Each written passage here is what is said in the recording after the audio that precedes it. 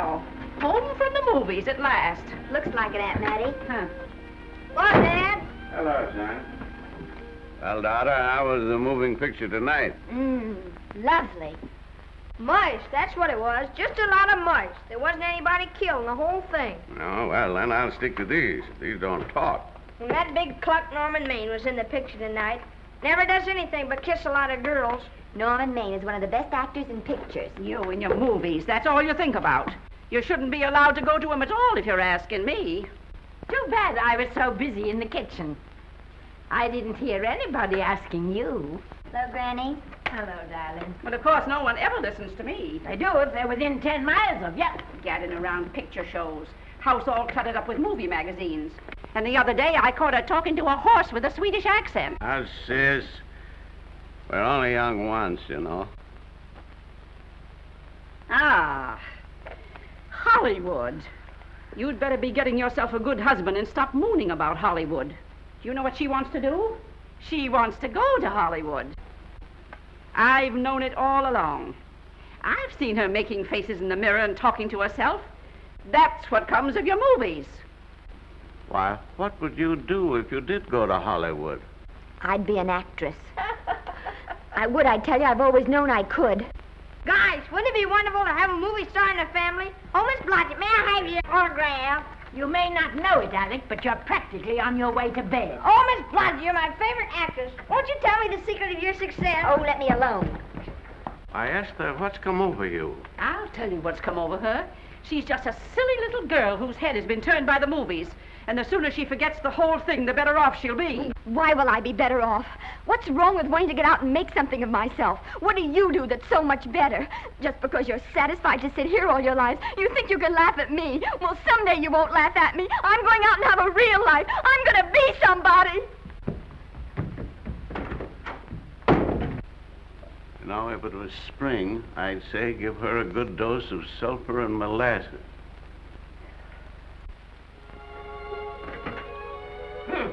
I thought I'd find you. Oh, stop that. Now, stop crying. That isn't going to do you a bit of good. Oh, I'm crying because Aunt Mattie and Alec make me so mad. Oh, Alec and Aunt Mattie. Fiddlesticks. They're not important. You're the only one that counts. Esther, everyone in this world who has ever dreamed about better things has been laughed at. Don't you know that? Oh, I suppose I do, But there's a difference between dreaming and doing. The dreamers just sit around and moon about how wonderful it would be if only things were different. And the years roll on and they grow old. And by they forget everything, even about their dreams. Oh, I don't want to be like that. I want to be somebody. Oh, yes. You want to be somebody. But you want it to be easy. Oh, you modern girls give me a pain. When I wanted something better, I came across those plains in a prairie schooner with your grandfather. Oh, everyone laughed at us as they did at all the other pioneers. They said this country would never be anything but a wilderness. We didn't believe that. We were going to make a new country. Besides, we wanted to see our dreams come true. Oh, Granny, it must have been wonderful. It was wonderful. But don't you think for one single minute that it was easy, Esther Blodgett. We burned in summer and we froze in winter. But we kept right on going and we didn't complain because we were doing what we wanted to do. Can you understand that? Yes, I can. Could you do it? Could you do it even if it broke your heart? Because remember, Esther, for every dream of yours you make come true, you'll pay the price in heartbreak. Oh, I know what I'm talking about. You may not believe it, but I was a young girl once. And a very pretty young girl. A lot prettier than you are. And I was in love with your grandfather. And when some Indian devil put a bullet through him, it felt as if it had gone right straight through my heart, too. And I remembered all he taught me. And I went right on. I buried him out there in that wilderness with my own hands. And I went right on that same day. And I kept right on going, even when your mother was born. Oh, Granny, I want to make it worthwhile.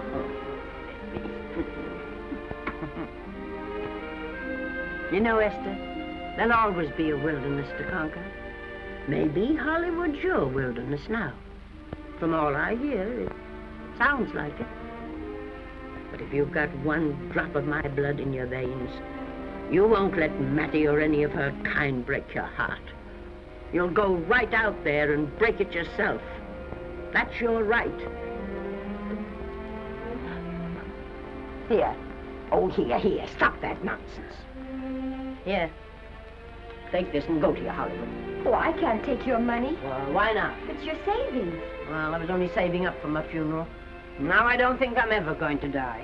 Oh, Granny, how can I ever thank you? By giving me your word of honor that you'll never tell a living soul where you got that money. I promise. Remember, if you do, I'll have you arrested for robbing me.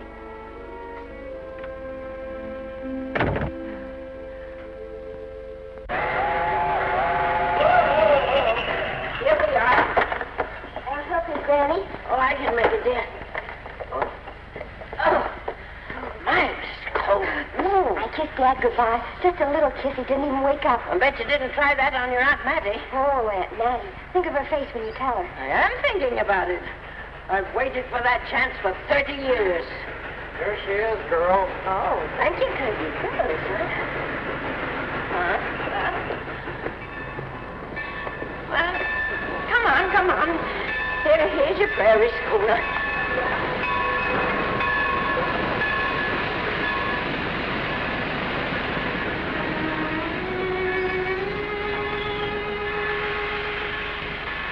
All aboard. Oh, Granny.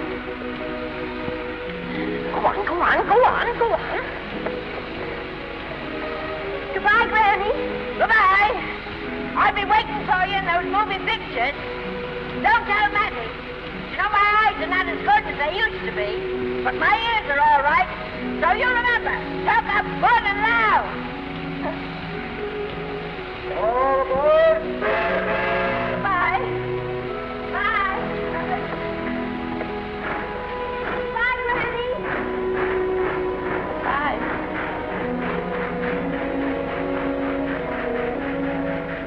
Do you want to go home now?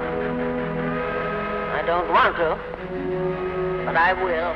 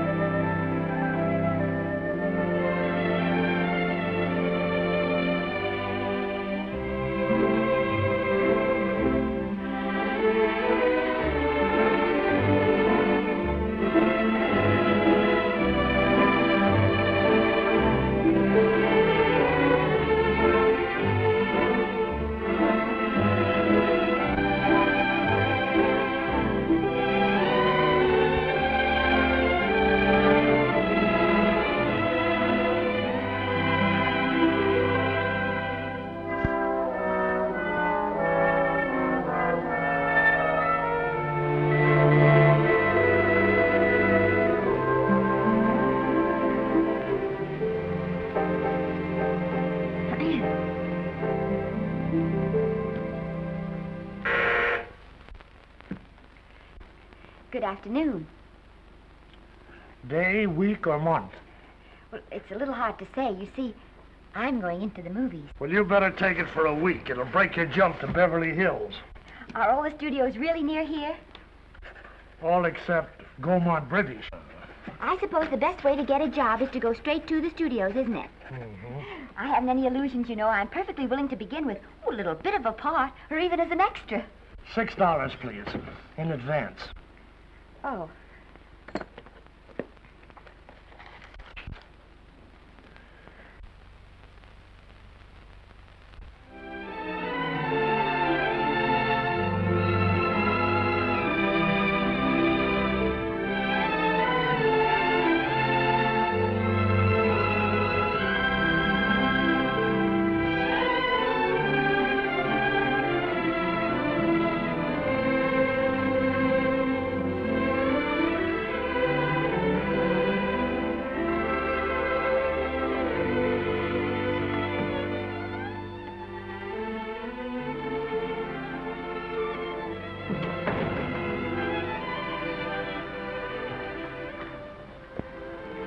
I beg your pardon.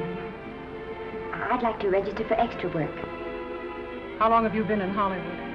Well, it's about a month now. We haven't put anyone on our books for over 2 years. Come here. I'd like to show you something.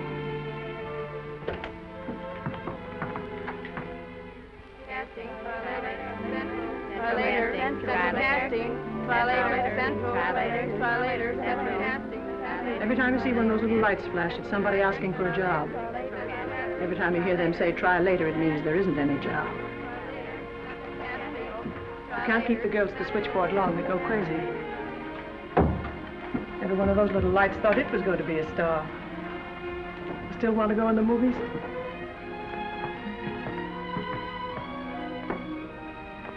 You know what your chances are? 1 in 100,000.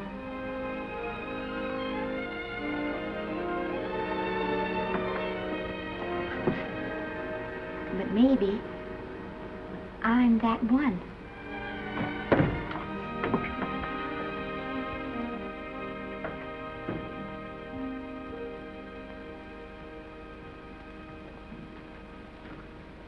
Any phone calls for me, Mr. Randall? Oh, no. Jesse Lasky and Sammy Goldwyn must be writing letters instead. How's the luck today? There wasn't any. Maybe you don't go at it in the right way. Now take Danny McGuire here. He knows the ropes. Don't you, Danny? Sure, I've had him around my neck for years. Huh? What? Oh, Miss Blodgett. Danny McGuire, our new tenant. How do you do? Mr. McGuire is a big director. Oh, are you really?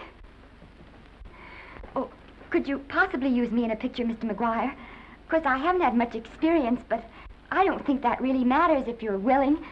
And now I really listen, feel lady. That... In the first place, I'm not a director. I'm an assistant director. In the second place, if I had any jobs to give away, I'd confer one on myself. And in the third place, you should have stayed back home in the first place.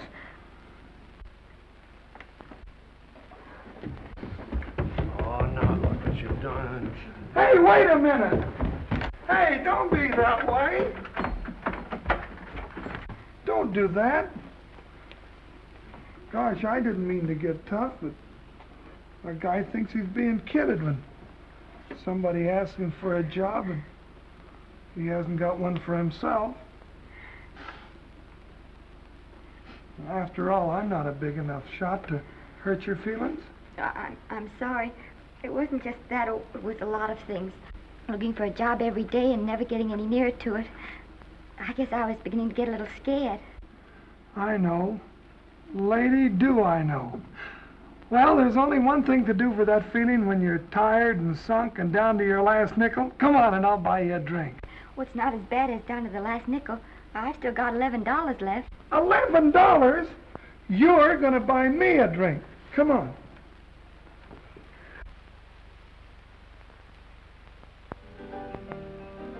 That's right, George. There's nothing like a little rum to take away that milk flavor.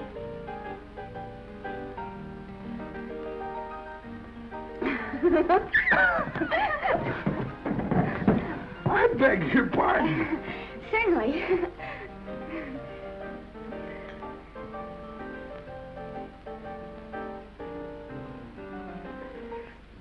And when I sign my contract, the first thing I'm going to do is see that you direct every picture I'm in. That's my pal. Of course, I'm going to be perfectly nice about it, but I'll just insist. Now, that's the way to talk. Don't let them lick you. Oh, I should say they can't lick me. If they try anything like that, well, I just won't sign. Now, that's right. What have you got to lose? Another one of these and we'll open our own studio.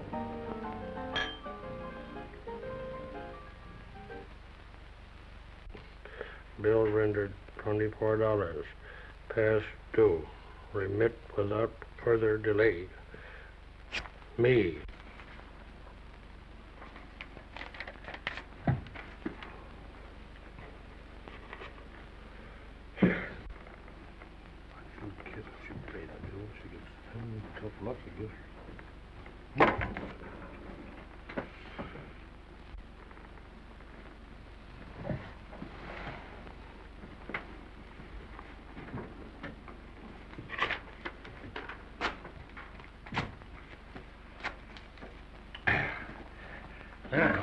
Fifth race. Tri-cap. Who's riding tri-cap?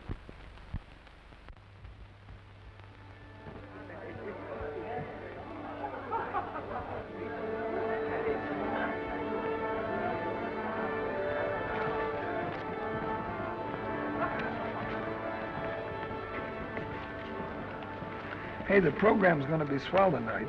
Now, you take this fella Beethoven. I'm a pushover for him. And Chopin, well, he's not so dusty either.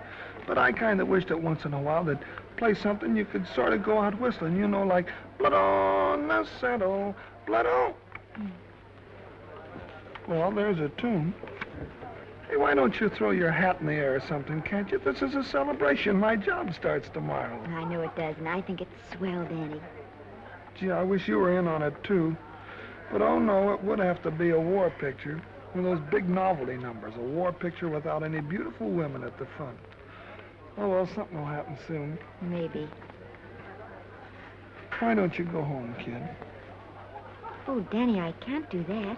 I came here, and I've got to stay.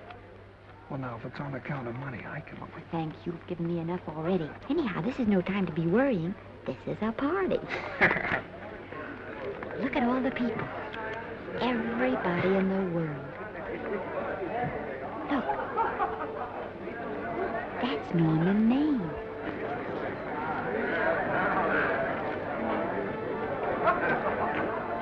And he seems to have had that one extra cocktail.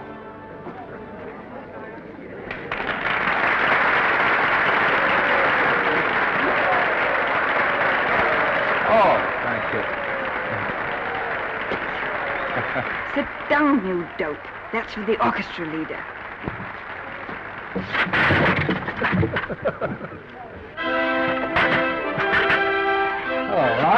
Hello, Norman. Oh, Mr. Maine, put your arm around Miss Regis. Arnold, this is a Hollywood bowl. Oh, afraid of crowds. Go on, get out of here. What's the matter? You getting too big to bother with photographers? Don't want any pictures taken now. Oh, is that so? Well, supposing I take it anyway. If you do, I'll shove that brownie number 2 of yours down your throat. Thank you, Mr. Mayor. Norman, stop it! Stop it!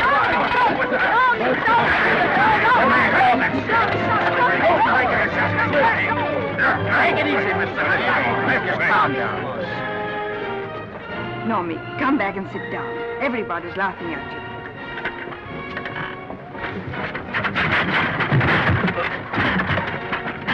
All right. Hi, Norman. Is he always like that? Well, I suppose he has to sleep sometime. Oh, and he's so wonderful on the screen.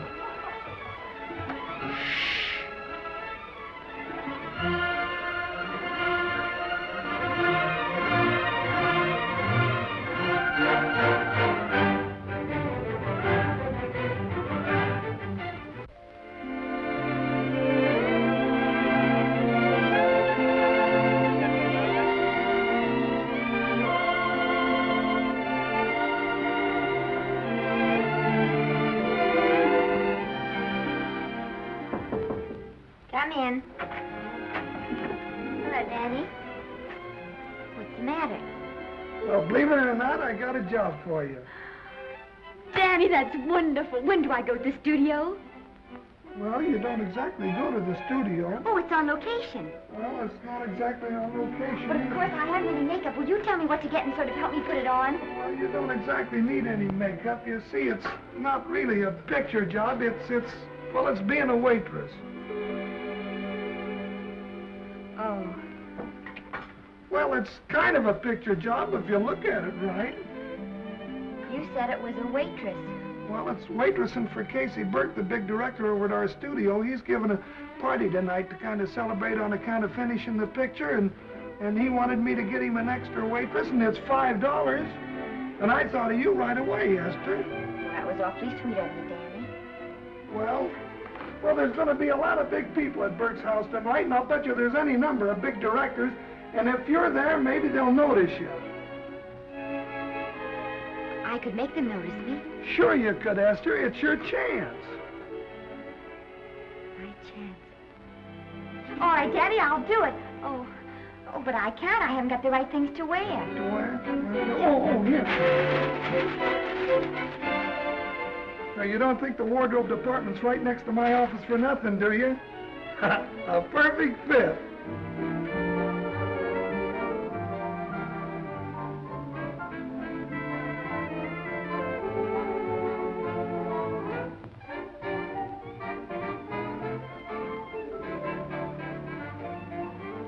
Did you get to the preview last night? I did. Would you like a little hors d'oeuvre? They are very nice. Oh, thanks. Well, what did you think of the picture? They should have saved it for Thanksgiving. What a turkey.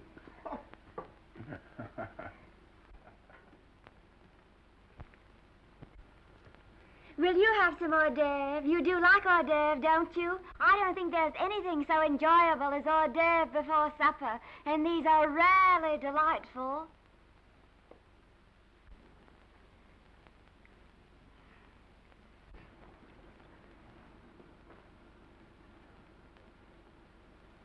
And at the finish, the kid turns around and sings the lullaby to its mother. Pardon the big boys, but would you like a little hors d'oeuvre? They say they're the best in town. Don't tell me. I know. Mae West. That's a great twist. But where are you going to find a 2-month-old baby that can sing? Hello, Oliver. Oh, hello, Casey. You want to fire me now or wait till you see the picture? I'm not a director anymore. I'm a male nurse. What's the matter with the picture? A guy by the name of Norman Maine. His work is beginning to interfere with his drinking. Oliver, don't tell me I'm to direct his next picture, too. Mm-hmm. You were my favorite producer. Now, wait a minute. You just go right on with your directing. I'll take care of these stars. I know how to handle them. I had a serious talk with Norman after that Hollywood boat occurrence, and you don't have to worry any more about his behavior. Excuse me, Mr. Niles. Mr. Libby of your publicity department is on the telephone. He says it's most important, sir. It's about Mr. Maine. Thank you. Oh, it's probably just some little thing. Of course, Oliver. I'll turn on the radio and see if they've called out the National Guard yet. Hello, Libby. What's the good word? Mr. Norman Maine, America's Prince Charming, was apprehended driving an ambulance down Wilshire Boulevard with a siren going full blast. He explained he was a tree surgeon on a maternity case. Well, will it be in the papers? No, it won't be in the papers. But that's a nice, expensive hobby of yours, keeping Mr. Maine's informal entertainments out of the public press. Oh, that's fine work, Libby. Try and see that no one gets to Norman. He's probably home sleeping it off. Oliver. Yeah. Why can't you forget those dopes at the studio for one night? Business, business all the time. I don't know what's going to become of you. Norman! Why didn't you call for me? Well, by darling, why didn't I call for you? In case you've forgotten, I was supposed to come here with you. Oh, that's all right. I got here without any trouble. The only reason I don't slap your face. Yes, darling, I know. Hello, John. Oh, hello, man. What's the matter with Oliver? He looks as if he'd had bad news. Hello, Mary. What's the matter, old boy? Maybe I'm wrong. I guess I've been drinking too much lately. No, you ought to cut it down. It's bad stuff. Scotch and soda.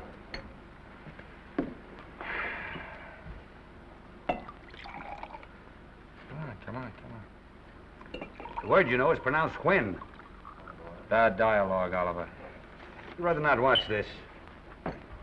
You know best. Soda. Thank you. Oh. Go ahead and say it. I've got it coming to me.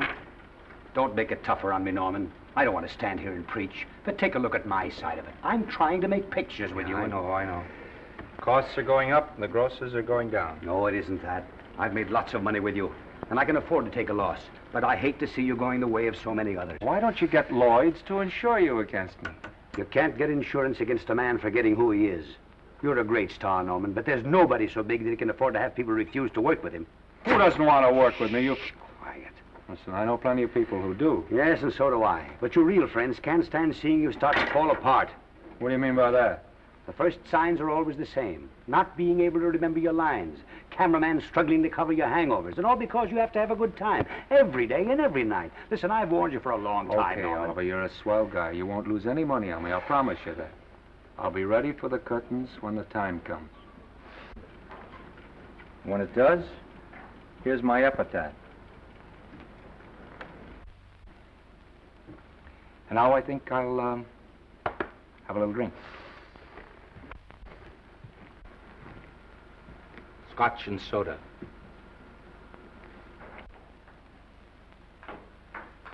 Scotch and soda.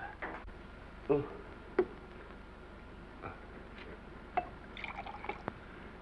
Come on.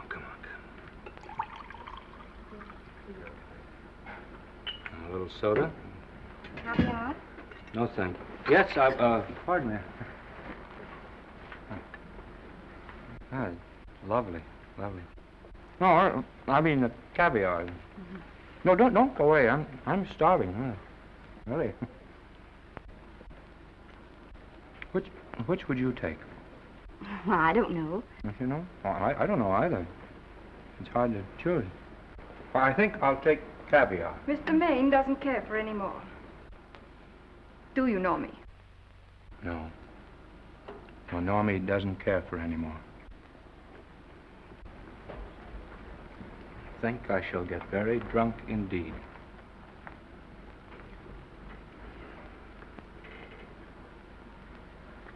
Scotch and soda. Sorry, I have something.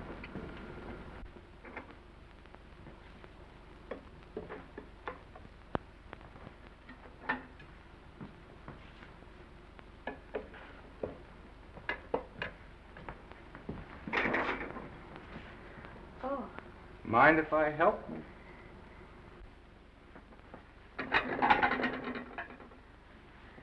Won't they miss you? Oh, no. They'll just look under the table, and when they see I'm not there, they'll forget the whole matter. Hey, what's your name? Esther Blodgett. My name's Maine. I know. You do?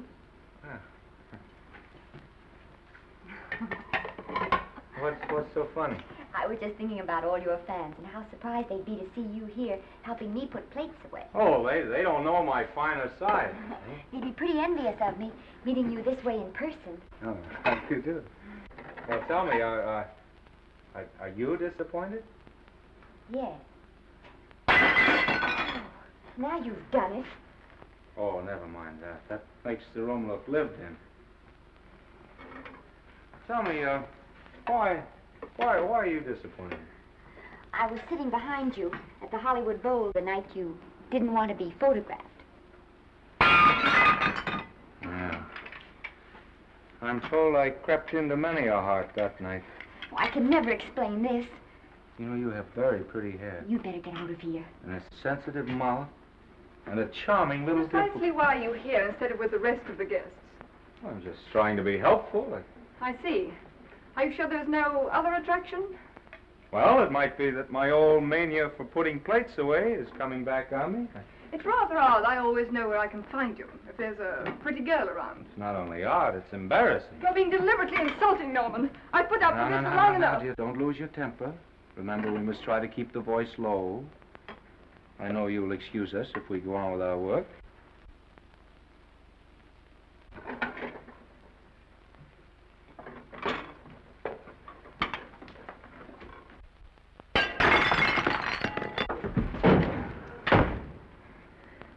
Now see what you've done.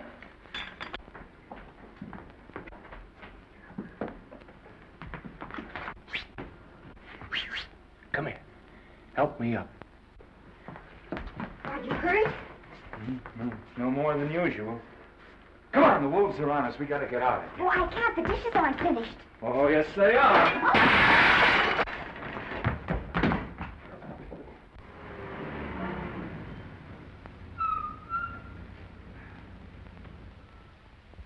Well, I bet I know what you're going to say now. What? Good night. Good night, and thanks. Hey, wait a minute. Hey, you realize that all I found out about you is that you're foolish enough to want to go into pictures? But why is it foolish? Look at you. Yeah, that's what I mean. No, I'd rather like to go into this matter a little more thoroughly. Oh, that's awfully nice of you. So why don't we go on up to my place and talk it over? Oh, no. Thank you very much, but I really must say good night. Good night. But you're not angry. No. I'm hungry. Well, why don't you go and get something to eat? Good night, Miss Blodgett. Good night, Mr. Maine. Wait a minute. Peter, the least I can do is to see you to your door. Will I see you again? I hope so. Has anyone ever told you that you're lovely? Well, now you know. Thank you.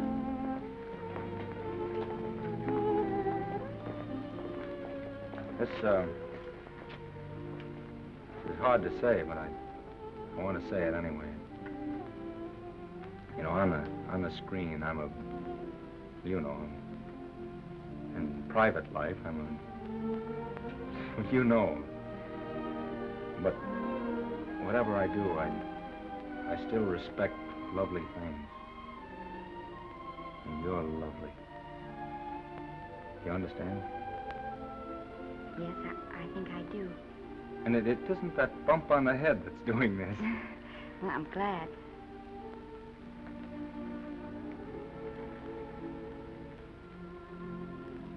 Good night. Good night.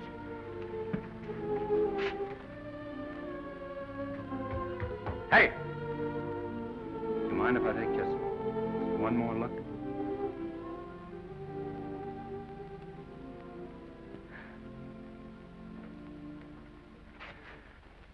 Go away. Quite impossible. I wouldn't even consider it. No.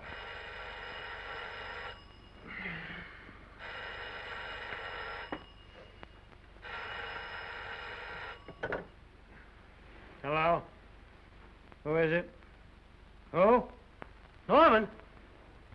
What have you done now? You're not in jail, are you? Oh. Yes, I see. Oh, it's that again. I see. She's beautiful. Yeah, I know. You want me to give her a screen test? Yeah, certainly. She's got wonderful possibilities. Oh, you know she's got something. Well, you knew all the other ones had something, too. Oh, no. I tell you, Oliver, she's got that sincerity and honestness and a...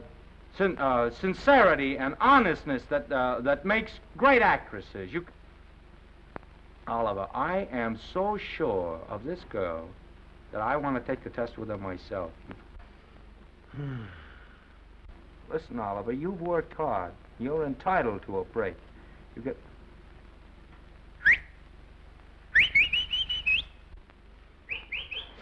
Yes, I heard you. Anything. Anything! Yes, yes. Yes. Yeah. Oliver, look. You try to get a little sleep now, old man. Right. All right, boy. Good night. Let's go. Now tell us.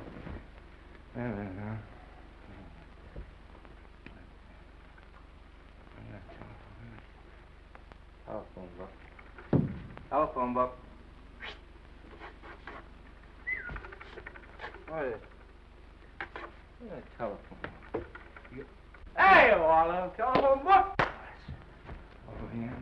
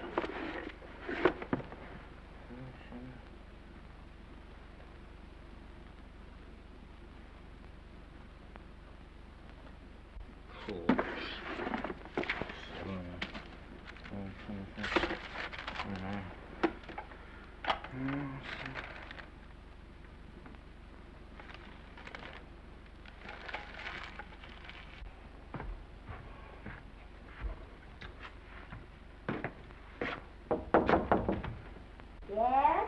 Telephone. For me? Some drunk trying to be funny says he's Norman Maine. Oh, thanks. I'll be right down. And Miss Blodgett, would you give him a message for me? Tell him it's 3 o'clock in the morning!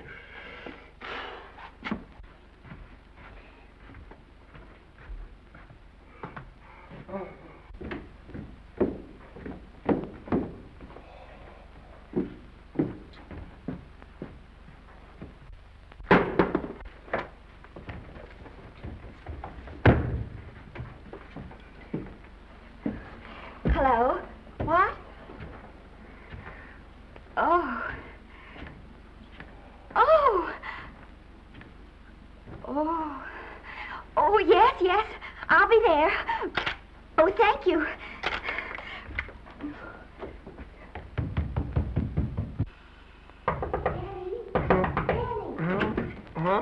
Daddy, what do you think? I'm going to take a test tomorrow, and Norman Maine's helping me do it. I'm taking one, too. Garble's assisting me.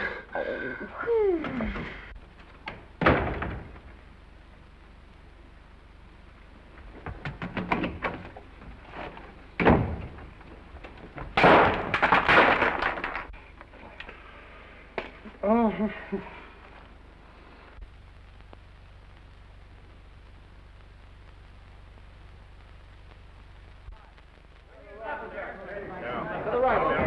Move that Golo in.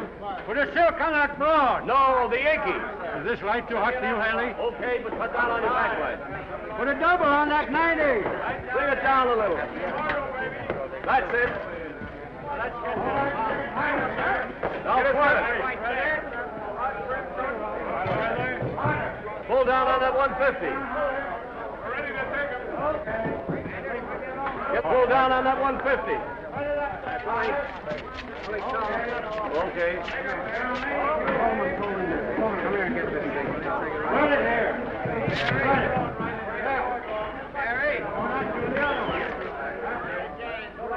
Bring me an apple box. Listen, gentlemen, please, if you don't mind. This is just a test. Ready, Mr. Burke? All ready, Mr. Burke. Ready, Mr. Burke. Ready now, Mr. Burke. All ready, Mr. Burke. We're ready now, Mr. Burke. All ready, Mr. Burke. We're ready, Mr. Burke. All right, let's take it. Quiet! Quiet! Quiet! Quiet! Ready, Norman? Yeah. You ready, Miss, what's your name? You'll soon know your name, Esther. The whole world's going to know it. But I'm so scared. Maybe I better not try it today. Oh, come on, now don't be foolish. They all had to go through this. Harlow, Lombard, Myrna Loy, and now Esther Blodgett. All right. I'm ready. This is the take. Roll 'em. Quiet. Hey!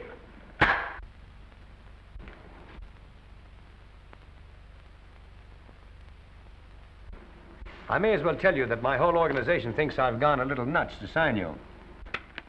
Well, maybe they're right. I've been nuts before. You see, all the experts seem to think that your type is a little mild for present-day taste. But I rather believe that tastes change, like eyebrows. And I think that also like eyebrows, tastes are going back to the natural. You look like a nice girl. I think I'm going to like you. That's not important. I think the public will like you. That is important. Oh, yes. I see what you mean. I mean, I know it is. Only don't think it's going to be easy. Nothing you really want is ever given away free. You have to pay for it. And usually with your heart. Someone else told me that once. But you still have to work it out for yourself. Oh, well, all this is just a long way of saying, I'm glad you're with us and good luck to you. And now I'm going to turn you over to our demon press agent, Libby. Don't let him frighten you. He has a heart of gold, only harder. And for the love of Pete, learn to close your mouth and keep it closed, even in your love scenes.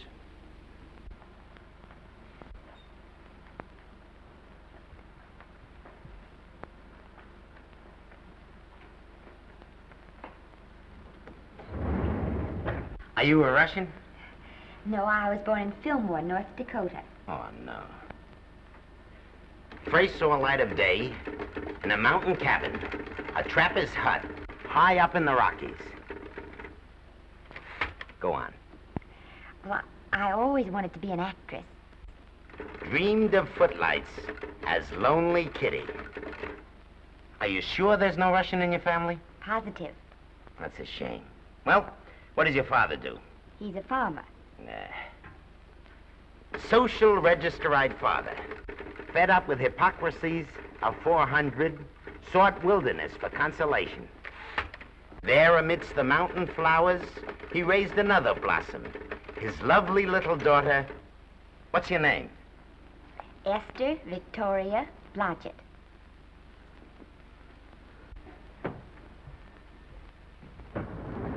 Greatly appreciating your attention in this matter, very truly. Do you know what her name is?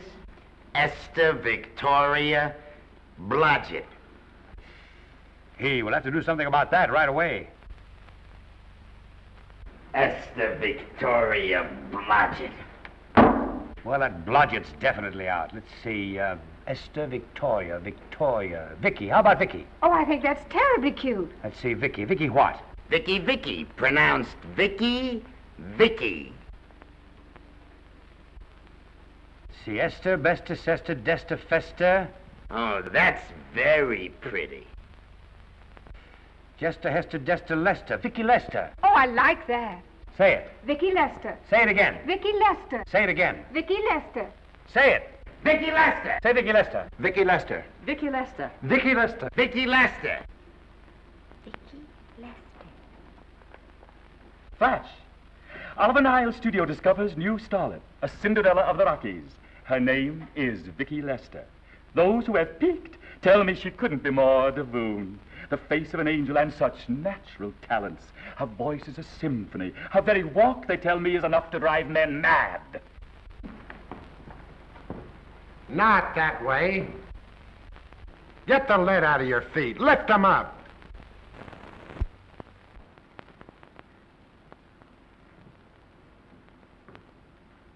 That's better. It's terrible, but it's better. The quality of mercy is not strained.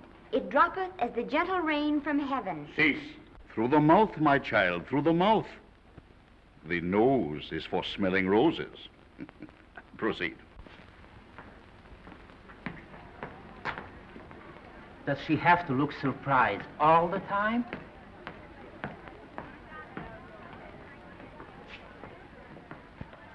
Anyway, it's just a rough sketch. Pretty small mouth, eh?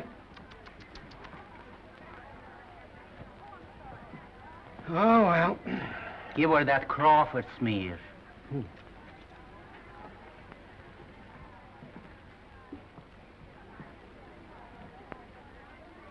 This'll give her that Dietrich. Yeah.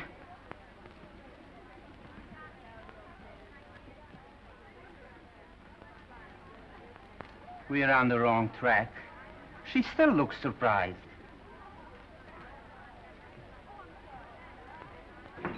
Listen, dress people. We're shooting on the set this morning, not in the commissary. Now, come on, snap into it.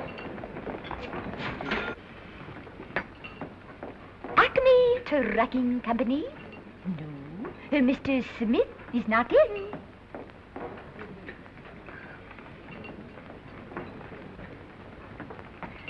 Acme Trucking Company. No. Mr. Smith is not in.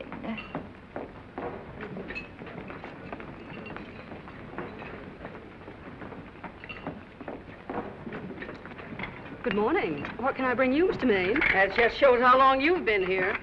Neighbor, bless you. How soon are you and I going to be married, huh? I don't know. You'll have to ask my mother.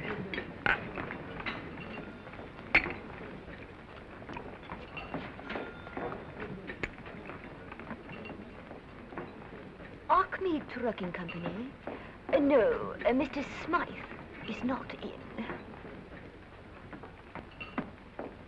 Acme Trucking Company? No, Mr. Smith is not in.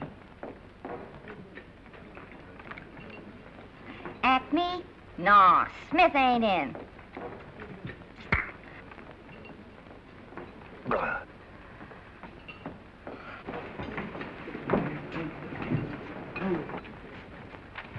Acme Trucking Company? I'd like to speak to Mr. Smith, please. Mr. Smith is not...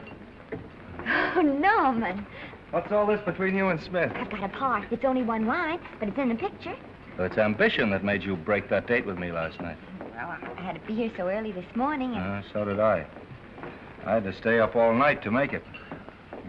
you've started your picture, haven't you? No, we're still in the testing stage. You can't seem to get the right girl for the lead. Gee, you'd think with all the girls there are that... Yeah, I know, but this one's got to be different. She's got to be little and cute and sweet and intelligent. It'll blow me down. What? Will close my tired old eyes. Well, what is it? Hold everything. Come on. Come on.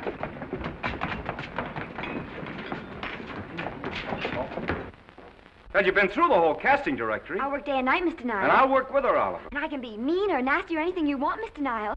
If she clicks, Oliver, you've got a star overnight. Okay.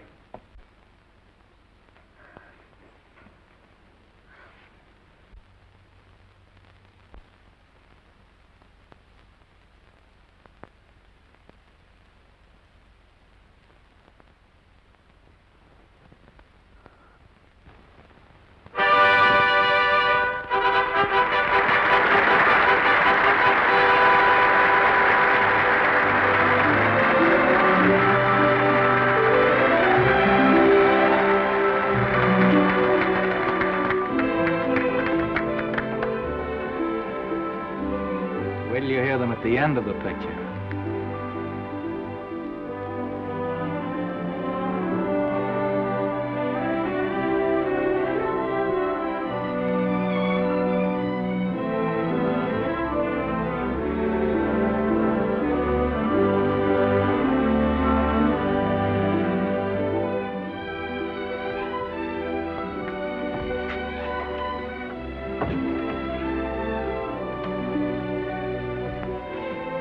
Do you think we were noticed? By no one. They're much too busy playing at croquet.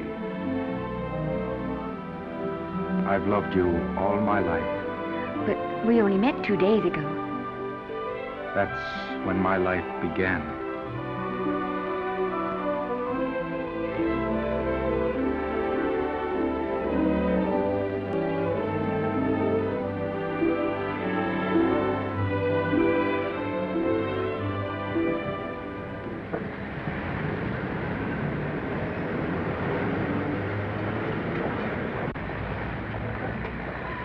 she cute? You know, I think she's the same type I am, don't you? I think she's sweet. Well, it's Vicki Lester's picture, all right. I think she was much better than he was. These producers are so horribly down. They won't know how good she is. Well, maybe it's because she's a good girl. Oh, Maine's not so bad, but it's Vicki Lester they'll go to see. Isn't she, darling? I think she's the most precious little thing I've ever seen. The knockout, Libby. You might mention that when you write your review. That Lester kid's a gold mine. Didn't you like Norman Maine? Was he in it? Libby, I'm afraid we have another hit. Huh? It's in the bag, neatly tied up with beautiful pink ribbons. Say, where are Norman and Vicki? I don't know. I thought you had them. I wish they'd come. We're having a party at the Trocadero. Isn't it thrilling running away from people? Norman, it's so exciting, So new. A star is born. Come on, run.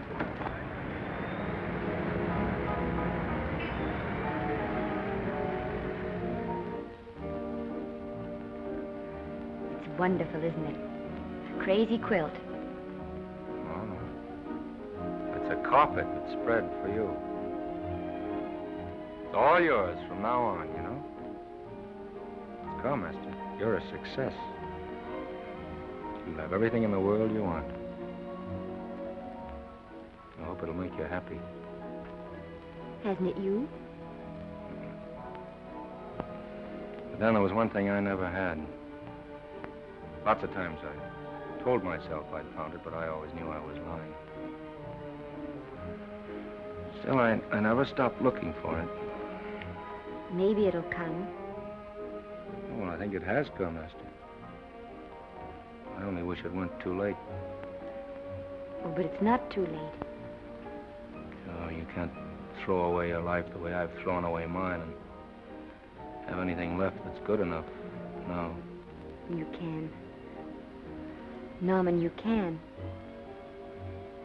You mustn't tell me that, Esther. I'm so afraid that I'll believe it.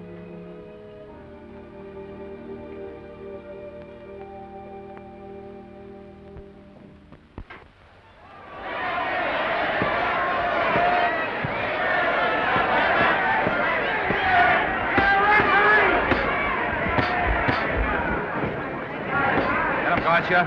Shoot your right. Swell, isn't it? Lovely. What's gotcha getting? Can't you hear me, gotcha? Shoot your right!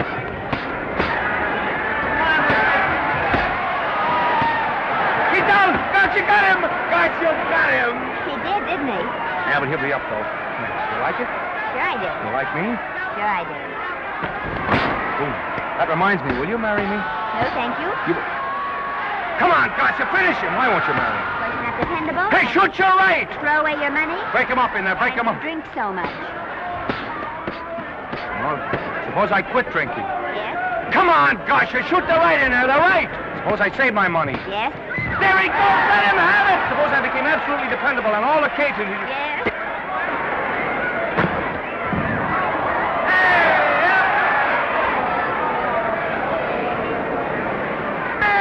Gotcha, he's got him! He's got him! He certainly did.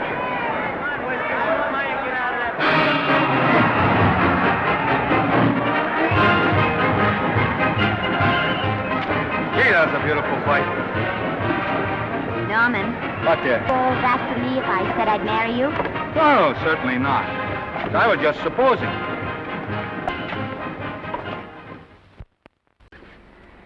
We're going to be married. Guess I didn't read that line right. I'll try it again. We are going to be married. Both of us. Yeah, to each other. What do you think of that? Well, when? Where? Well, we thought we'd elope in the conventional manner. What's the matter? It's trying to decide whether it's good for the studio. Is it? It is. And bless you, my children. When's it going to happen? Oh, we thought we'd just sneak out sometime. We're not telling anyone but you. Listen to this. The screen's ideal romance blossomed into breathtaking reality today when Vicki Lester and Norman Maine, America's dream lovers, slipped quietly through the portals of holy matrimony. How does it sound? Horrible. But you see, we're going to elope. Sure you are. It'll be the biggest elopement this town ever saw. We'll get a tie-up with the Army, have you escorted all the way down to Yuma by 20 of their new bombing planes. Is he going with us? Don't you think we can work this thing out better alone? No sense in bothering the happy couple with all the details. I'll see to it that you get a carbon copy of the whole layout. I can hardly wait. I'm sorry. We didn't realize that we were in the way. While you're settling the details, you don't mind if I take this woman out and buy her a ring, do you? Sure, go ahead. We want everything legal. That's a charming match. A nice girl like Vicki, and public nuisance #1. Now, wait a minute, Libby. Norman's all right. And if you'll pardon my pointing, Vicki's business is her own. It doesn't require any comments. I wasn't making any comments. I just said it was a rotten shame. So go ahead and plan the elopement. Oh, that elopement stuff is out. You can't get any scope in that. We're going to have a wedding. Where'll we have it? Customary place, I believe, is a church. Nah, it's been done. This has got to be something big. The beach. I can visualize it. The bridesmaids in bathing suits. 20,000 Santa Monica school children spelling out the word love. It's a novelty, but is it big enough? Why not the city hall? A police escort of every motorcycle cop in town. Sirens screaming, confetti pouring out of buildings like the Lindbergh reception in New York, only on a big scale. What's the matter? Isn't it big enough? And now if any man can show just cause why these two may not be lawfully joined together, let him now speak, or else hereafter forever hold his peace. Do you, Alfred Henkel, take this woman as your lawful wedded wife? Will you love, comfort, honor, and keep her in sickness and health as long as you both shall live? I will. Do you, I beg your pardon. Do you, Esther Blodgett, take this man as your lawful wedded husband? Will you obey, serve, love, honor, and keep him in sickness and health as long as you both shall live? I will. Place the ring on her finger. Hurry, please. Now, by virtues of the power invested in me as Justice of the Peace of San Bardo Township, County of Los Angeles, I pronounce you man and wife.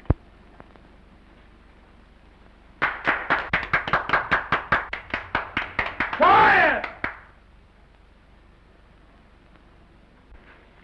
And now I must exercise my prerogative of office. I hope you'll be very happy, Mrs. Henkel. Thank you. Thank you, sir. Oh, Thank you Danny. very much. Now, if you'll please sign the license. Oh, yeah.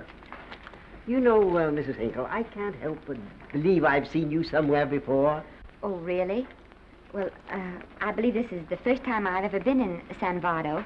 You know, your face is familiar, too, Really? Mr. Henkel. There you are, sir. Thank you very much. Oh, Here's your thank you, receipt. sir. Thank you.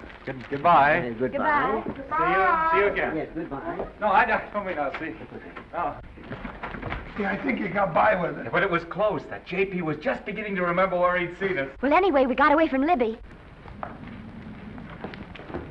Hello, Toots. If you will be kind enough to glance between my shoulder blades, Mr. and Mrs. Henkel, you will find there a knife buried to the hilt. On the handle are your initials. Lovely to have seen you, Libby. Hold him, wait. Hold him, Danny.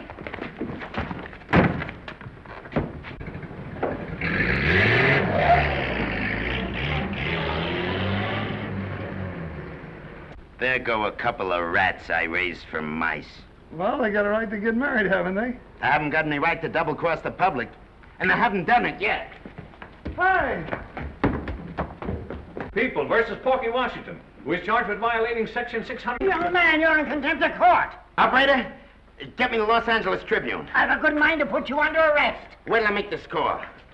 You wait, too. Tribune, give me the city desk. Johnny, this is Matt Libby. I got a flash for you. Norman Maine and Vicki Lester were married at 2:30 this afternoon. Vicki Lester? Court recess.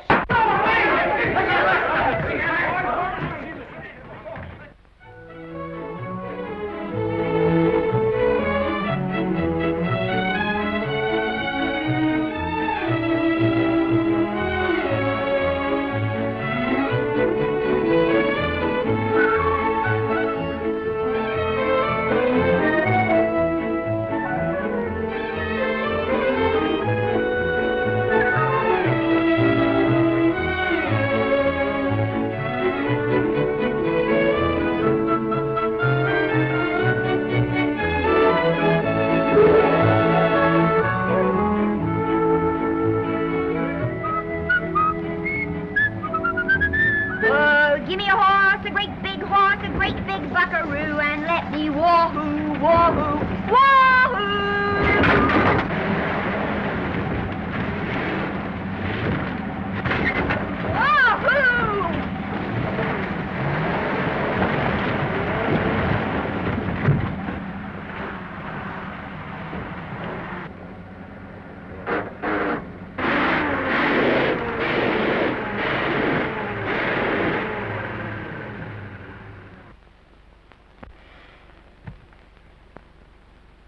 Wahoo! Hey, wahoo. I don't want to sound immodest, but I think I've stripped a gear. Well, sit down, won't you, and let's get acquainted. We'll probably be seeing quite a bit of each other from now on. Well, might just as well break the ice now as later.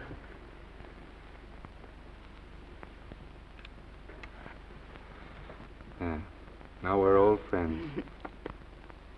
Say, have I got time for a shower before dinner? Plenty, if you can find a shower. I never can remember where that thing is. Does it pull out or slide under? Here, I think I can find it. No, it's the linen closet. Here it is. Nice work. Oh, half the time those things are just luck. I'll see if I can disinfect this steak.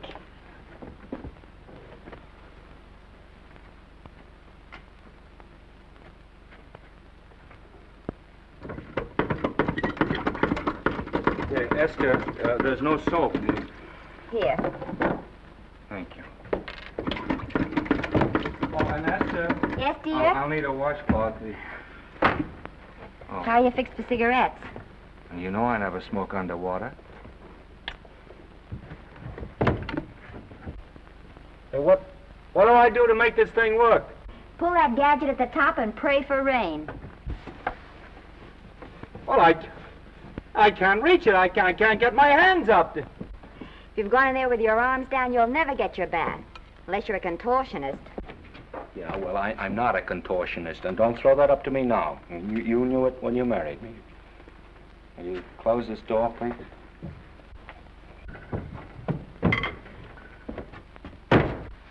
Thank you.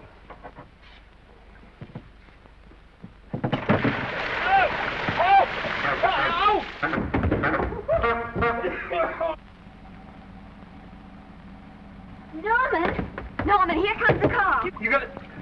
Huh? Here, quick. Quick what? Quick, go out and stop them and ask for help. Oh, I'll catch cold. Oh, you'll get warm again. Yeah, I don't. Oh, dear, they'll recognize me. Now, you keep your face down. Go on. There may not be another car for weeks. Well,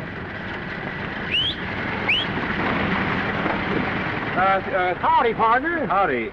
Stuck? Yeah, how'd you guess it? Can you get us some help? Well, I reckon not. You know, it's a long way to town. We're pretty busy down at the place. Well, I got to get out of here. I've got my wife with me. Don't she like the country? No, and we're short of food. There's a lot of game in them woods. You know, well, my wife can't shoot. Well, you're sure up against it. Sorry I can't do anything for you. Well, wait, listen, I'll be frank with you. I'm Norman Maine. Who? Norman Maine. Well, my name's Judd Baker. Glad to have met you. Well, so long. Hey, wait a minute. Listen, you don't... So you're Norman Maine.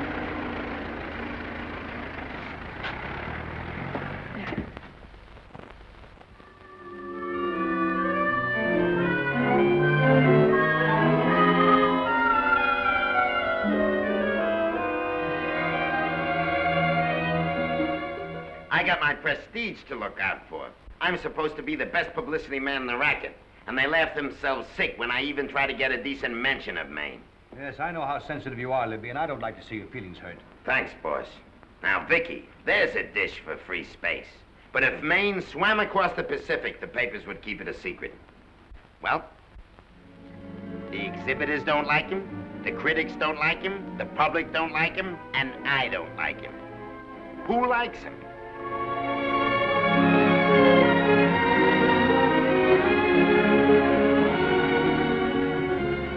Oh, but darling, this is almost too much of a surprise. And there I was in my touching innocence, thinking we were going to live at the beach house. Oh, we'll still keep the place at Malibu. But this is special. This is our castle. It used to be in the air, you know? We'll never use any ugly words like contracts and pictures and careers. When we come in those gates, we'll check the studio outside. Come on, I got another little surprise for you.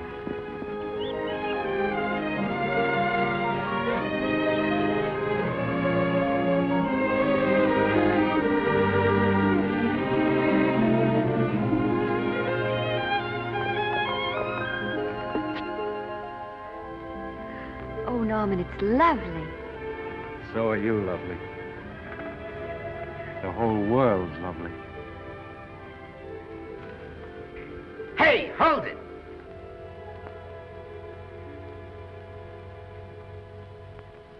That's it.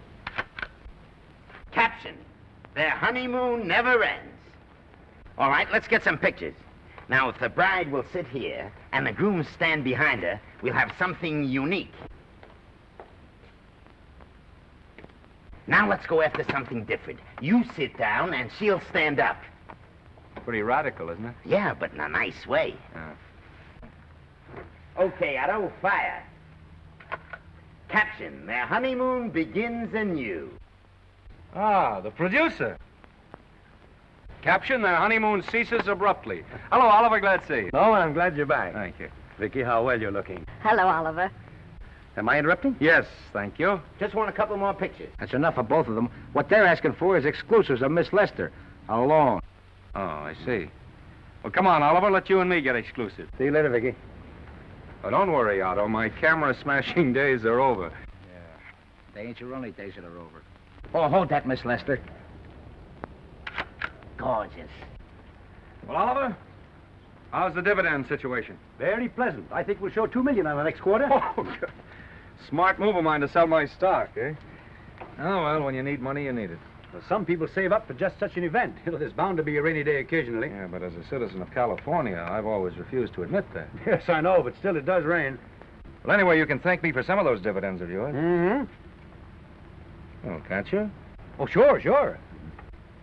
That was a little too quick, Oliver. The matter, the Enchanted Hour was a smash hit, wasn't it? Well, it made Vicki a star overnight. Yes, it should have. What about me? Oh, let's talk about business at the office, Norman. Beautiful pool you have here. Beautiful. Oh, now let's talk about it here. Didn't they like me? Well, maybe the pot wasn't just right. That was the best part of the year. Look, Oliver, do you think I'm slipping? Can you take it? Yeah, go ahead. The tense is wrong. You're not slipping. You've slipped. Oh, my fan mail's still big. Norman. Fans will write to anybody for a photograph. It only costs 3 cents for a stamp, and that makes photographs cheaper than wallpaper. But every 25 cents they pay for a theater ticket buys them the right to be a critic. And your last few performances, Norman, have not pleased your critics. You remember I told you I'd be ready for the curtains when the time came? Here it is. Let's call off the contract, no hard feelings. We're not quitting, either of us. There's no explaining these things. We've all seen how the public turns. Maybe we can turn them back. I've got a swell script lined up for you. About Esther. If you think that I'm going to get in her way... Well, as a matter of fact, as it happens, there's no part in this story for her.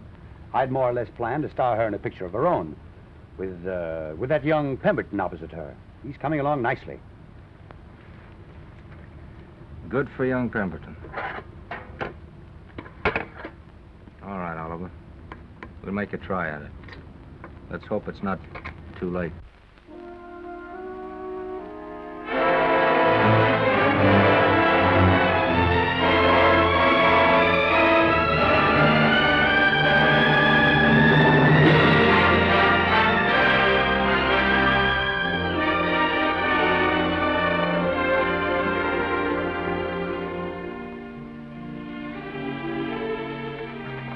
No argument. I'll buy those. Huh. The screen's most finished actor. I'll say he's finished. He keeps them away in droves.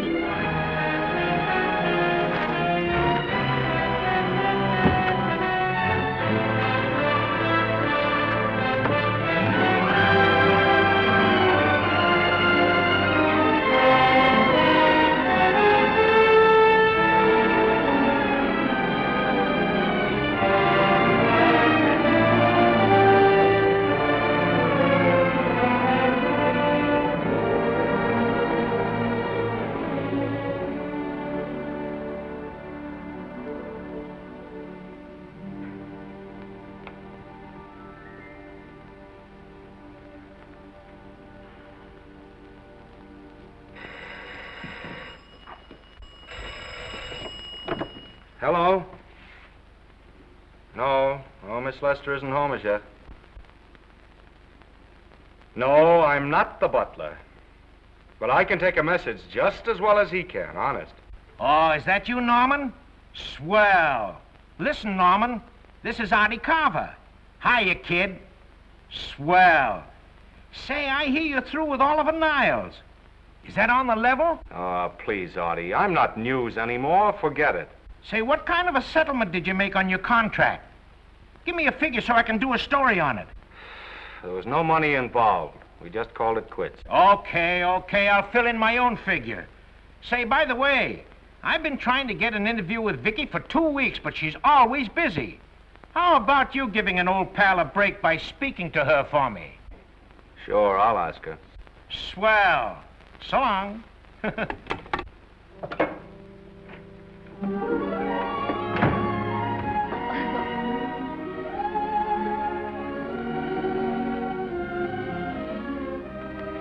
I didn't mean to be late, darling, but Casey wanted All me... right. You're here now. What's new today? Nothing. Haven't been out of the house. Let's go somewhere tonight. No, you're tired. We'll stay in. I'm not tired, really. Oh, yes, you are. You've got a hard day ahead of you. Anyway, I see so little of you, I'd like to have you to myself. Oh, but it's the servants' night out. We haven't any Yes, we dinner have. ready. I fixed a little snack with my own lily white hands. I'm learning to cook in my spare time. Then I think I'll marry you. Oh, I get it. You want to make an honest cook of me. Comes in on wheels in this joint.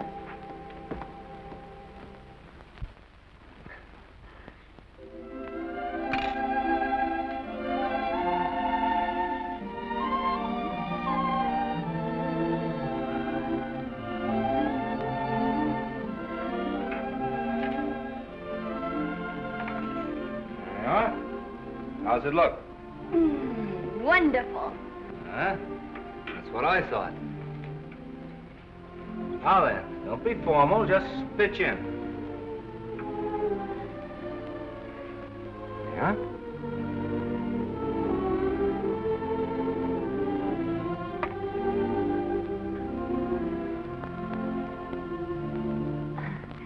I'm afraid my mouth's not quite big enough. I'll measure it next time and make them to size. A little hard to lift, too. In fact, I think I'll take those measurements right now.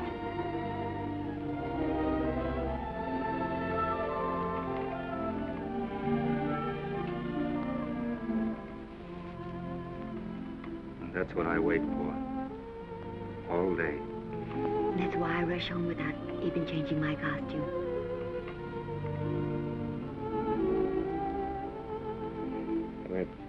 We're forgetting that we're hungry. Would you like a sandwich? Thank you. I still have a little work on this one.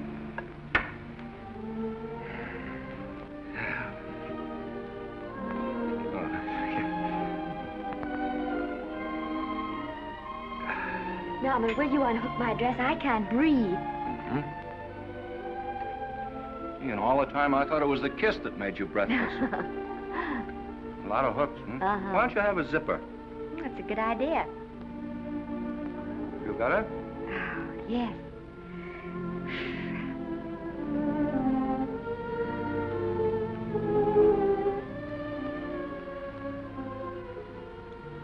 Don't look now, but I think that guy on your left is in love with you. I hope so.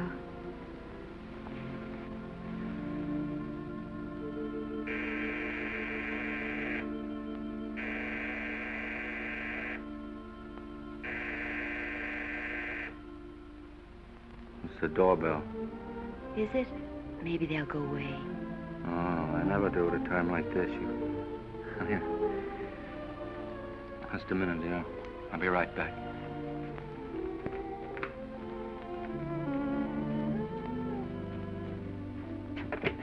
Does Vicki Lester live here? Yes. I got a package for her. I'll sign for it. Who are you? I'm her husband. Oh, sure. I'm right here, Mr. Lester.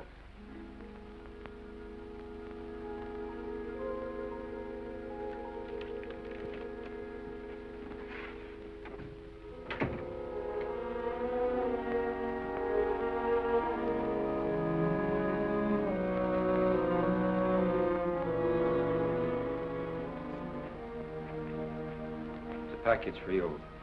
Oh, by the way, I forgot to tell you, they want you for a benefit to Shrine Auditorium next Wednesday night. I told them I'd ask you. And, Oh, darling, I don't want to hear about that now. Well, you better wait till I finish before I forget them all. The Academy dinner secretary phoned. She wants to know if you want a table reserved for you. Oh, yes, Artie Carver called and asked if I'd use my influence with you to get him an interview. I told him I'd try. That was all, I think. Oh, Norman, let's don't talk about those things now. We're forgetting the wonderful food you prepared. Well, I'm not very hungry now. I think I'll fix me a little drink, But, Norm...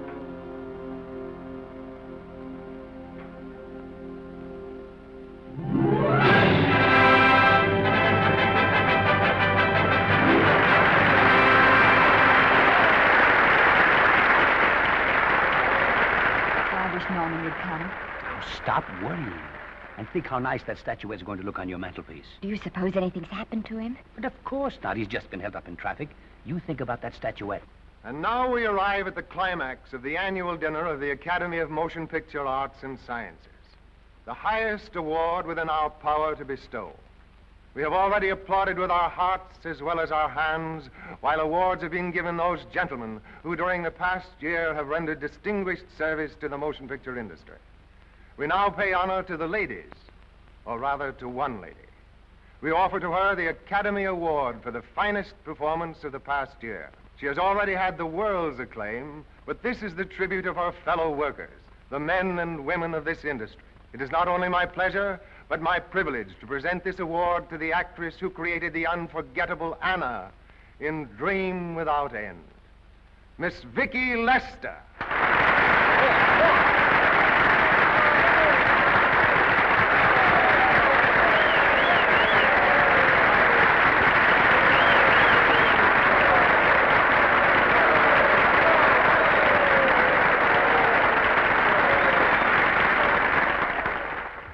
What more can we say, Miss Lester? This says it all for us.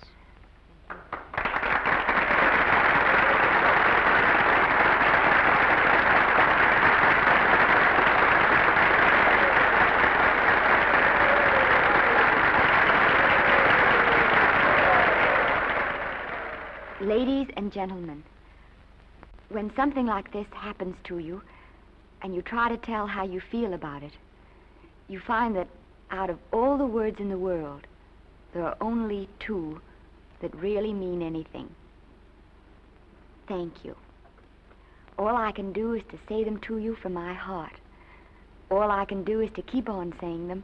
Hey, that's fine. Oh, the thing. That's a very pretty speech, my dear. Very pretty.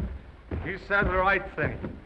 I want to be the very first one to congratulate you on that valuable little piece of bric-a-brac. Now I want to make a speech. Gentlemen of the Academy and fellow suckers, I got one of those once for a best performance. They don't mean a thing. People get them every year.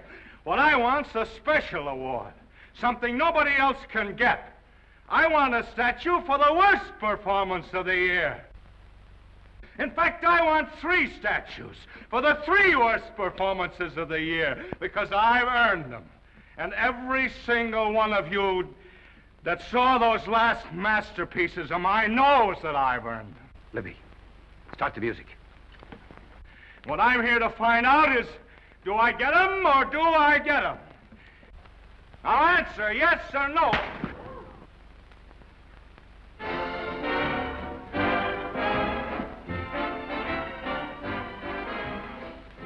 Norman, darling, let's go and sit down.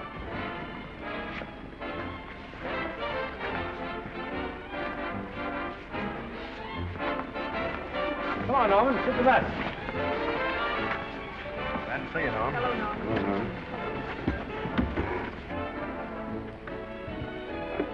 Well, Norman, how are you? Hi, Oliver. My dear, do let me congratulate you. You must be terribly proud and happy tonight. Thank you.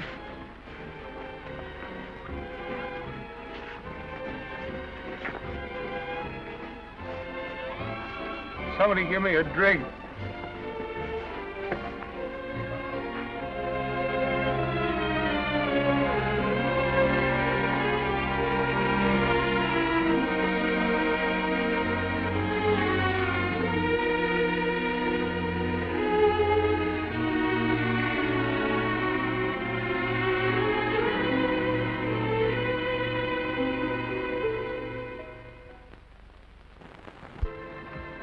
Oliver, it's nice of you to come to my dressing room. Vicki, how are you? I've missed you. Everyone's missed you. Have a nice trip. Well, a 3-month tour of the theater circuit scarcely comes under the head of pleasure. But the way they're screaming for your pictures all over the country. Miss Lester, if I may talk shop, you are a knockout. Thank you. It's good to hear that. You've been crying. A little. How's Norman?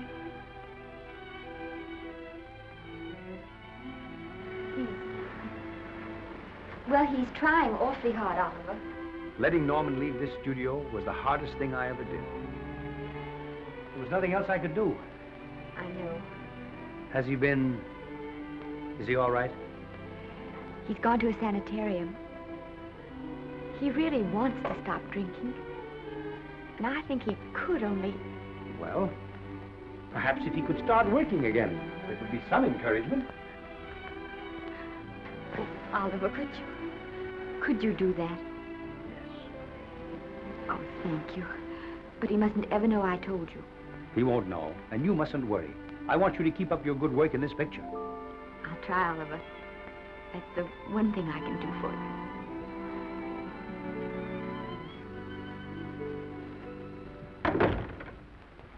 If you'll just sit here, Mr. Niles, I'll have Mr. Maine brought down. Thank you. Brought down.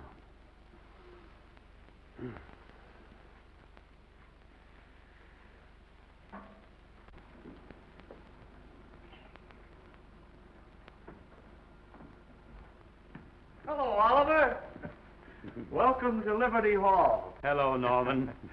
Well, no, Mr. Niles isn't slipping me a case of scotch, Cuddles. This is just a handshake. This is Cuddles, Oliver, my social secretary. We go everywhere together. How are you feeling, Norman? Fine. Getting along remarkably well, Cuddles tells me. He says you ought to see some of the boys. Let's sit down. Yeah.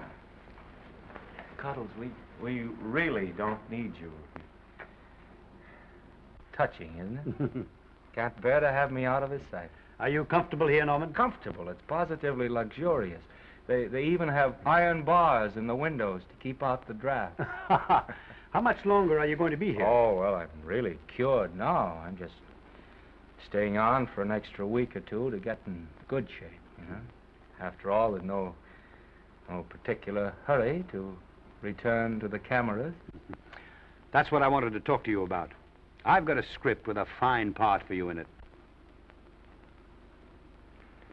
Gee, Oliver, that's great. That's great.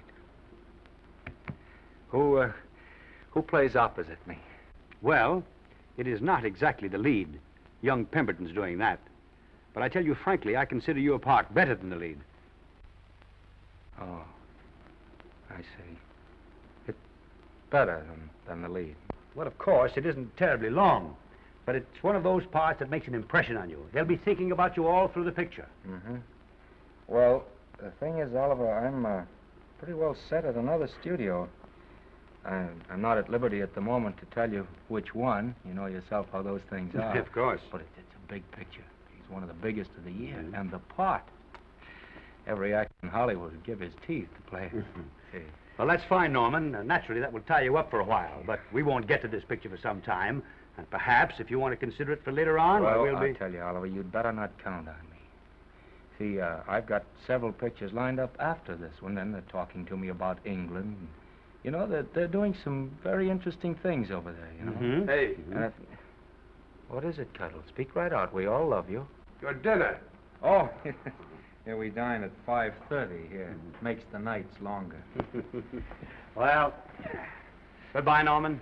I'm glad to see you getting along so well. I'll be out in no time. I'll have to introduce myself all over to a lot of people. They won't know me when I'm not drinking. Goodbye. Bye, Norman. Thanks for dropping in. That's fine. Yeah. Well, Cuddles? Alone at last, eh?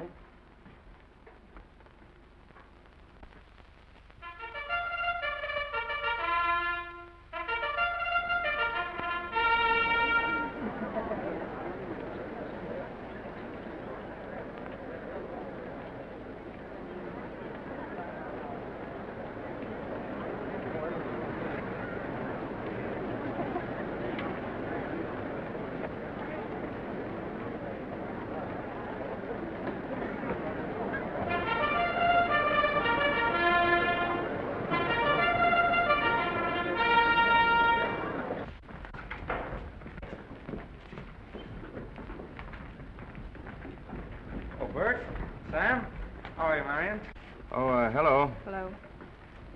Hello, Normie. Glad to see you. How I hate to run into these has-beens. They give me the creeps. Me too. He was good while he had it. And he had it quite a while. Hello. Hello, Mr. Maine. I haven't seen you in a long time. Oh, I've been resting. Ginger ale, please. Ginger ale and what? Ginger ale and ginger ale. A new leaf? A whole new book. Thank you. Scotch straight. Hello, Libby. Why, it's Mr. America of yesteryear. Do they let you wander about now without a keeper? Oh, sure. I'm a trustee now. Didn't expect to find you at Santa Anita. What do they do with the actors while you're away? Oh, they cut them into slices and fry them with eggs.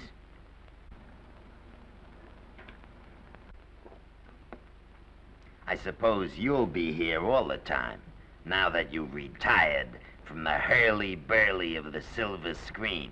Well, we're living down in Malibu now, and pretty lonesome with Esther away working all day. Well, I wouldn't squawk about that if I were you. It's nice to have somebody in the family making a living. Oh, wait a minute, Louie. I don't want to forget that we're friends. Friends, my eye. Say, listen, I got you out of jams because I had to. It was my job, not because I was your friend. I don't like you, and I never have liked you. Nothing made me happier than to see all those cute little pranks of yours finally catch up with you and land you on your celebrated face. Where do you work, Libby? Always wait till they're down, then kick 'em. I don't feel sorry for you. You fixed yourself nice and comfortable. You can live off your wife now. She'll buy you drinks and put up with you even though nobody else will. We're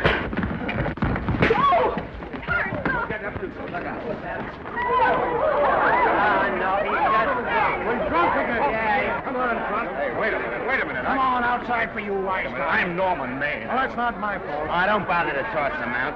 He's harmless. All right, Mr. Libby, if you say so. Sure, let him go. What can he do? He can't fight any better than he can act. It's Norman Maine. Oh, he's drunk again. Why, he's been drunk for years.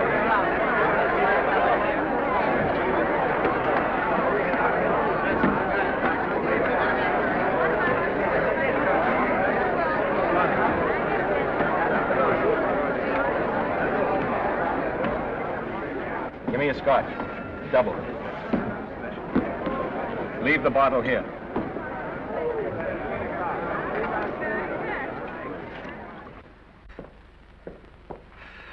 Vicki, you'll be ill. Why don't you try to get a little sleep?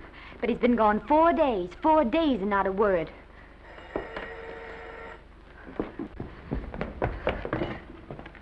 Oliver, I can't.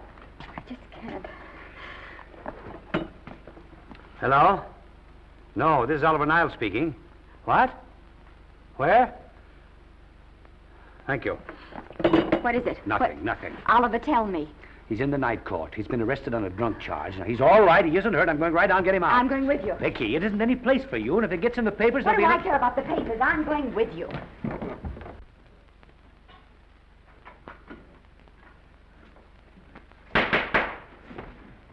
Division 30, Municipal Court, County, Los Angeles, now in session. The Honorable Judge J. Parrish presiding. Be seated, please. Were you able to do anything? The judge wouldn't even see me. Ready, Your Honor.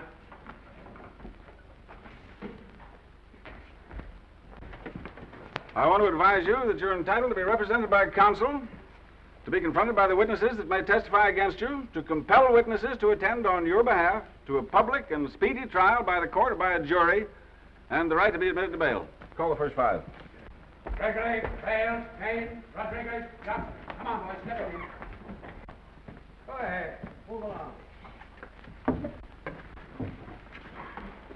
William Gregory. Plain drunk, picked up at 5th in town. Asleep in the gutter. 14 similar offenses in the past 6 months. Still at it, Gregory. How do you plead? I don't feel so good. I didn't ask you how you feel. I asked you how you plead. Guilty, I guess. When did you get out the last time? That was just before Christmas. Well, I'm sorry you'll have to miss New Year's, but you'll be out in time for Washington's birthday, 60 days. Milton Rails. Plain drunk, picked up on Brooklyn Avenue, given treatment at receiving hospital, then removed to jail. How old are you, Rails? 17, sir. Did you take a good look at those men in the cell with you last night? Yes, sir. And have you taken a good look at yourself this morning? Oh, no, sir. Well, I suggest that you do. $5 or 2 days. Sentence suspended. Oh, Judge, Alfred Henkel, more commonly known as Norman Maine. Drunk and disorderly. Cracked car into tree at Sunset and Coronado. Evidently been drinking for days. Resisted arrest and injured one of the arresting officers. How do you plead? Guilty. You're Norman Maine, the actor, aren't you? You've come pretty low, haven't you? There isn't a man here who's had the advantages you've had. Look what you've done with them. You're nothing but an irresponsible drunk, driving about the streets with the power to inflict death or injury on innocent people. I think we'd better deny you that power for a while. 90 days in the city jail. Please wait.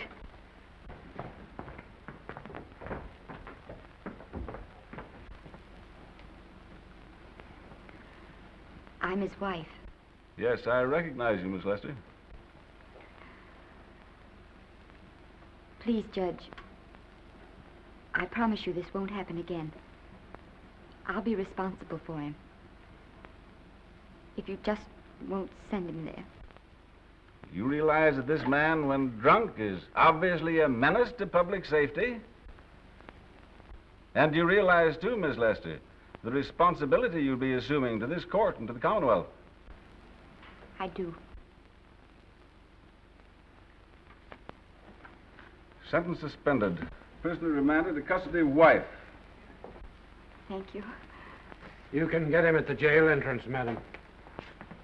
Jose Rodriguez. Plain drunk, picked up at 1st and Main, 2nd offense. How do you plead? I think I'm guilty, Your Honor. 60 days.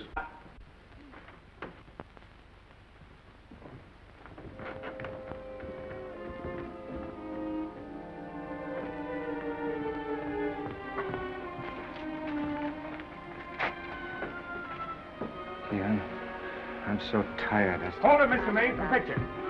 Oh, no. What about a statement for the press? Oh, no, please.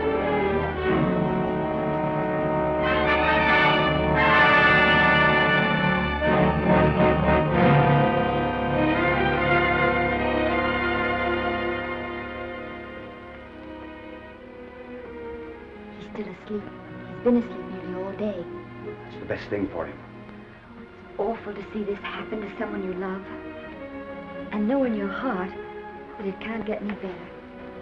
I only know that all I can do now is stay with him and try to help him. So will I. And between us, we'll take care of him. You're very fond of him, aren't you, Oliver? Well, I'm very fond of both of them. Then I know you'll understand what I have to tell you. And after what happened last night, I think you already know what it is. I can't do any more pictures. I'm going away for good with Norman. But you can't do that, Vicki. You're at the very peak of your success, and you've worked so hard to achieve it. That's what's been wrong. Oh, I've thought it all out. Maybe if I hadn't been away from him so much, last night and what went before, it wouldn't have happened. Oh, I know it's too late to think about that now, but it may not be too late to go away with him and start over somewhere. It's your life you're giving up, Vicki. So I can try to give Norman back his. Can you honestly tell me I'm wrong to do it? No, Vicki. I cannot honestly tell you that. Then there'll be no more Vicki Lester.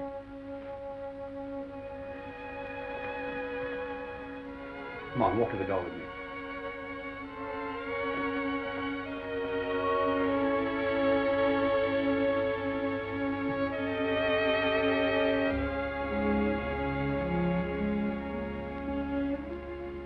Goodbye, Vicki Lester. You were a grand girl. Good luck, Mrs. Norman Maine.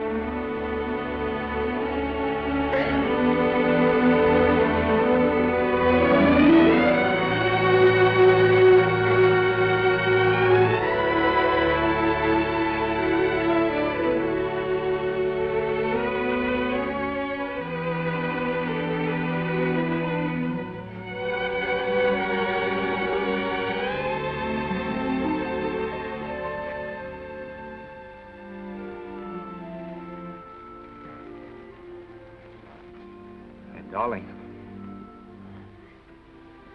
this is Maine coming in to apologize again. I'm sorry, dear, but it isn't you. What other troubles have you got?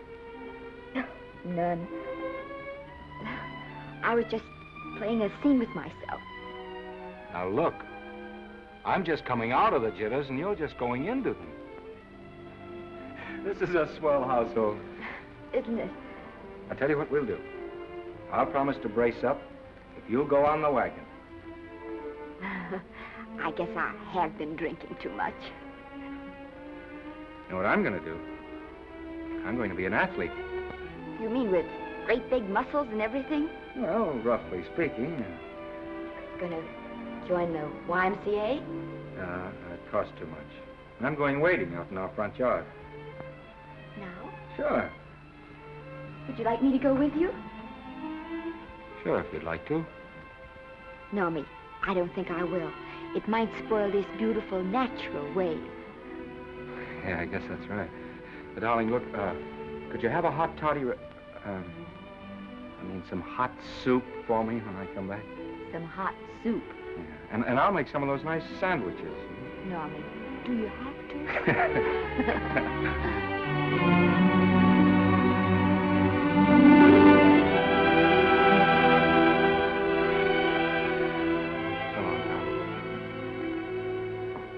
Now, don't stay in too long.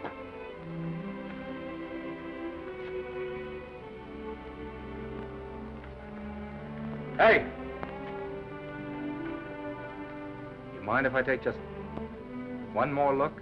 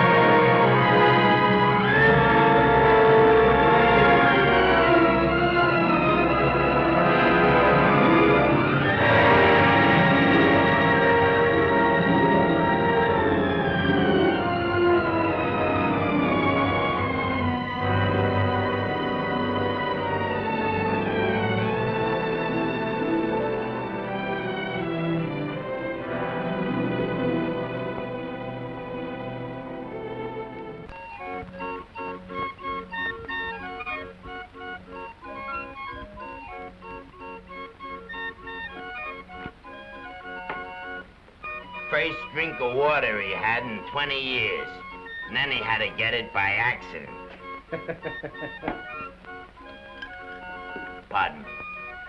How do you wire congratulations to the Pacific Ocean?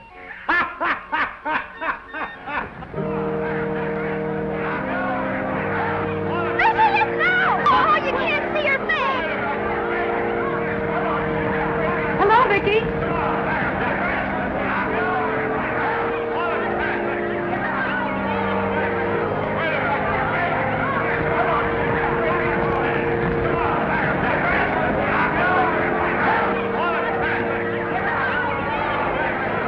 Get away, can't you? Come on, Vicki, let's see your face. Vicki, will you sign my book for me? Write Mrs. Norman Maine. Don't you care, Vicki? You get over it. Stand back, can't you? Don't you cry, dearie. He wasn't so much.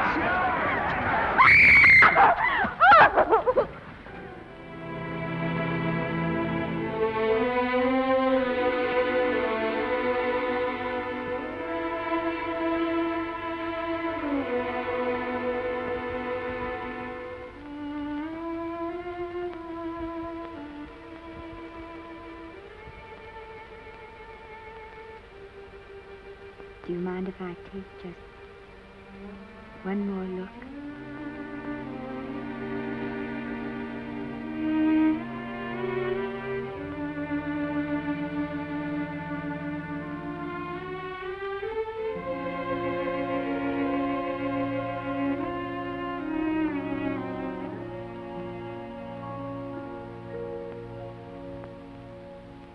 Here are the paychecks for the servants' graves.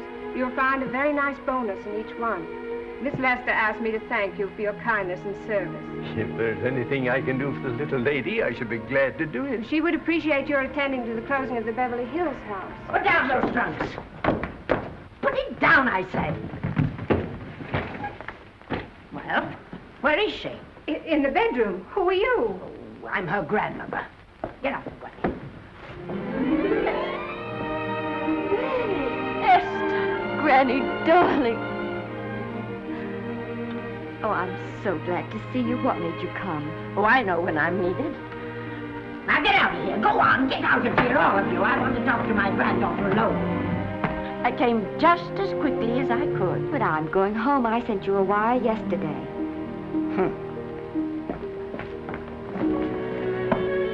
Sit down. Is it true that you're going to quit the movies? I never want to hear them again. What are you running away from, little girl? I'm not running away. It's just that I can't go on. My heart isn't in it anymore. Once I told you, if you get what you want, you have to give your heart in exchange. And you said you were willing. Do you remember? I remember. Well, it seems to me that you got more than you bargained for. More fame, more success, even more personal happiness. Maybe more unhappiness. But you did make a bargain. And now you're whining over it. I don't think I'd feel so very proud of myself if I were you, Esther. I'm not, Granny. But my mind's made up. Oh, and I'm sorry I gave you the money to come out here. It was just waste. Oh, but Granny...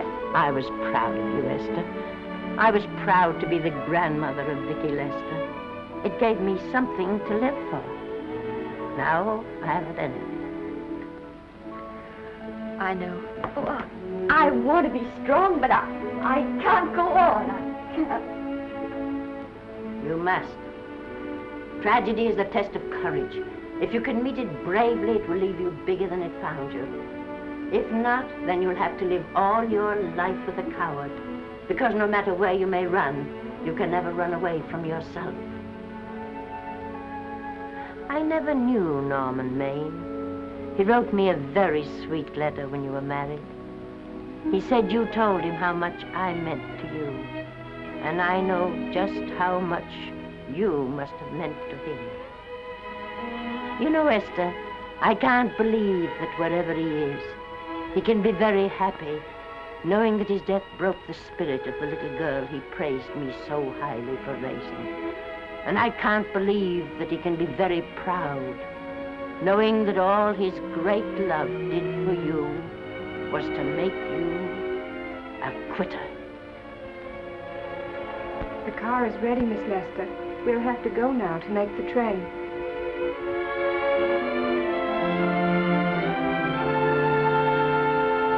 Put the car back in the garage.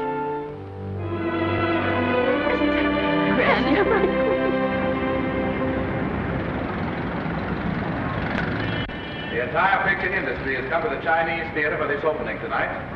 It has come to pay tribute to a great star on her long-awaited return to the screen in what has been called her greatest performance. It has come to pay tribute to the girl herself. The girl who has won the heart of Hollywood. The girl who has won the heart of the world. Miss Vicki Lester. And if I'm not mistaken, Miss Lester's car has just driven up.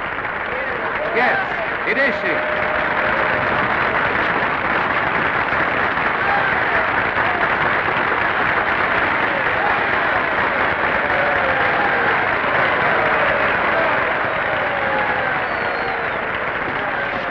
This doesn't scare you too much. I scare very slowly, young man. 6 mile, folks, please.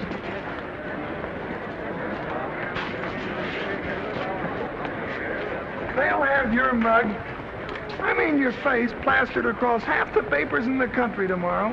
How do I look? Oh, you look swell. You're a liar, but I like you. And here's Miss Lester's grandmother. Won't you say a few words to the radio audience, please? Say something, Letty.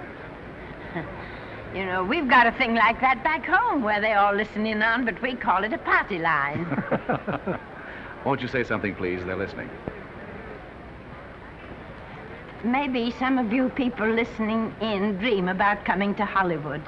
And maybe some of you get pretty discouraged. Well, when you do, you just think about me. It took me over 60 years to get here, but here I am. And here I mean to stay. Thank you very much.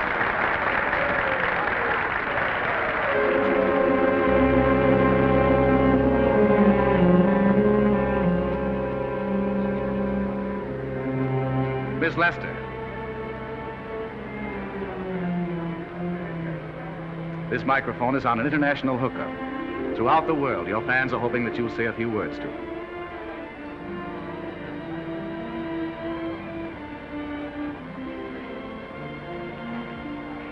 Hello, everybody. This is Mrs. Norman Maine.